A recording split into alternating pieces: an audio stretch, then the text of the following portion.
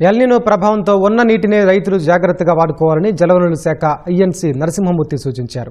రాష్ట్ర వ్యాప్తంగా 50% తక్కువ వర్షపాతం ఉంటే గోదావరి జిల్లాల్లో 70% తక్కువ అవుతున్నట్లు వెల్లడించారు. అందుబాటులో ఉన్న కొద్దిపాటి నీటిని డెల్టాకు సర్దుబాటు చేస్తున్నట్లు చెప్పారు.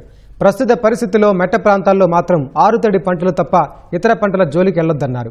ఎగువన భారీ వర్షాలు కురిస్తే తప్ప గోదావరి ప్రవాహం పెరిగే అవకాశాలు అస్సలు లేవన్నారు. గోదావరి పరివాహక ప్రాంతంలో ఉన్నటువంటి రెయిన్స్ తక్కువ వల్ల ఈ రిజర్వాయర్లో నీరు నిండకపోవడం వల్ల ఈ టైంకి జూలైకి అన్ని నిండేవి ఇంతకు ముందు సంవత్సరాల్లో.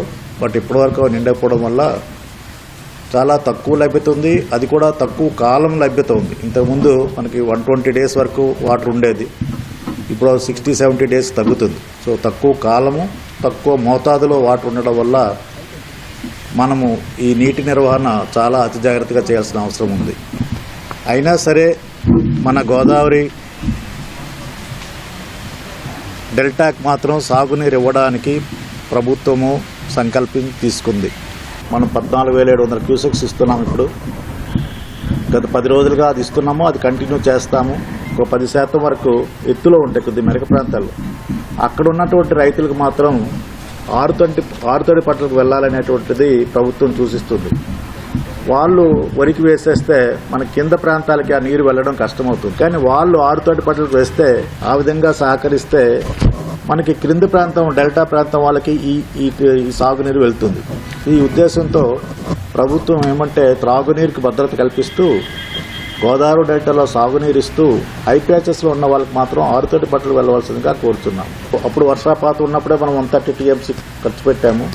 ఇప్పుడు వర్షాలు లేనందుకు అది ఇంకా ఎక్కువగా మనం నీరు విడుదల చేయాల్సి వస్తుంది. సో ఈ నీటి విడుదలని మన వాళ్ళు చాలా జాగ్రత్తతో ఇటుపక్క డబ్ల్యూఎస్ కానీ రైతులు కానీ చాలా సమర్థవంతంగా వినియోగించాల్సిన అవసరం ఉంది.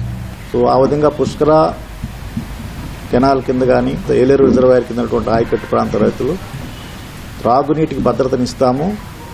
ఆరుతడి పంటలకి మీరు ఎంచుకోవాల్సిందిగా వరి పంటకి ఎంచుకోకూడదు అనేటువంటిది. ఎందుకంటే ఒకసారి ఎంచుకున్నాక ఏదో టైంలో ఏదో ఫేజ్లో మనం నీరు ఇవ్వకపోతే మీరు పెట్టిన పెట్టుబడి అంతా నష్టపోతారనే ఉద్దేశంతో ప్రభుత్వం ఈ విధంగా సూచిస్తుంది.